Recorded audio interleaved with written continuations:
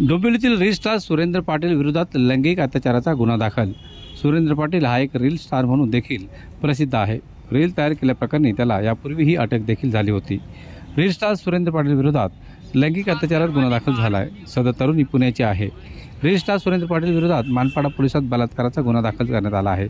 एका तरुणीला air hostess म्हणून नोकरी लावून देतो सांगून तिच्यावर बलात्कार केल्याचा आरोप सुरेंद्र पाटीलवर आहे। गुन्हा दाखल होतात सुरेंद्र पाटील हा पसार झाल्याची माहिती आहे। पोलीस त्याचा शोध घेत आहे। सुरेंद्र पाटील विरोधात याआधी अनेक गुन्हे दाखल झाले आहेत।